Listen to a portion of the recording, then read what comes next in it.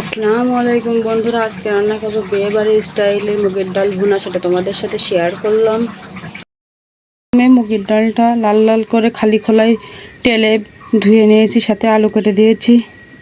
এখন ডালটা কড়াই বসিয়ে দিলাম, দিয়ে দেবো পরিমাণ মতো তেল।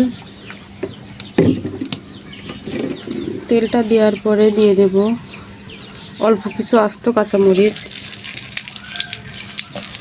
দিয়ে দেব রসুন কুচি,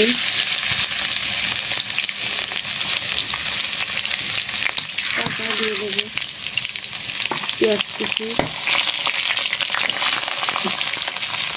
দিয়ে একটু লাল লাল করে ভেজে নেব। প্রথমে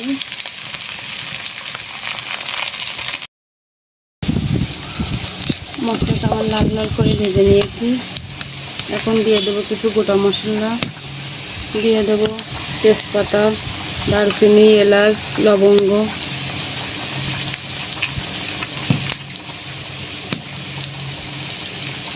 দিয়ে দেবো একটু আদা বাটা, পরিমাণ মতো লবণ,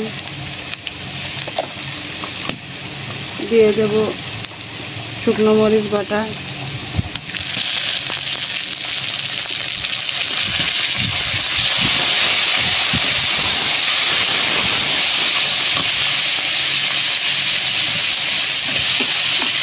দিয়ে দেবো অল্প একটু ধনিয়া গুঁড়া,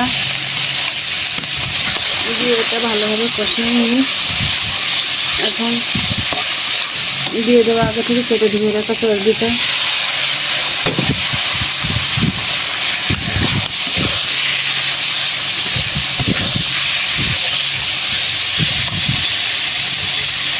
চর্বিটা একটু কষিয়ে নেব।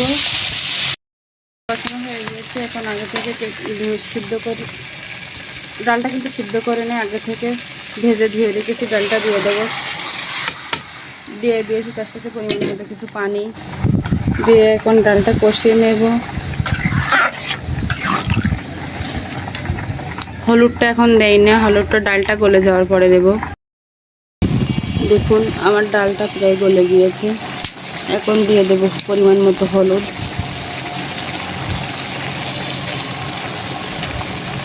হলুদটা দিয়ে কিছুক্ষণ কষিয়ে নেব।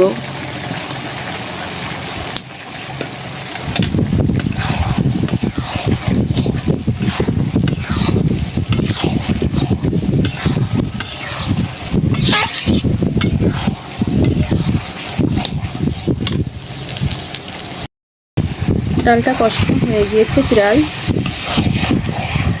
এখন একটু ঝোলের জন্য পানি দিয়ে দেব, অল্প করে একটু পানি দিয়ে দেব,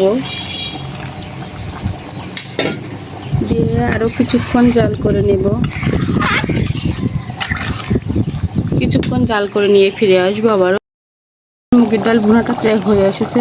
এখন দিয়ে দেব ভেজে রাখা মশলার গুঁড়া।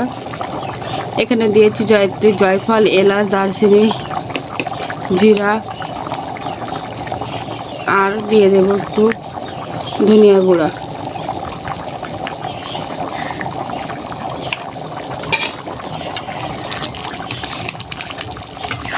দিয়ে আর কিছুক্ষণ জাল করে আমি এটা নামিয়ে নেব।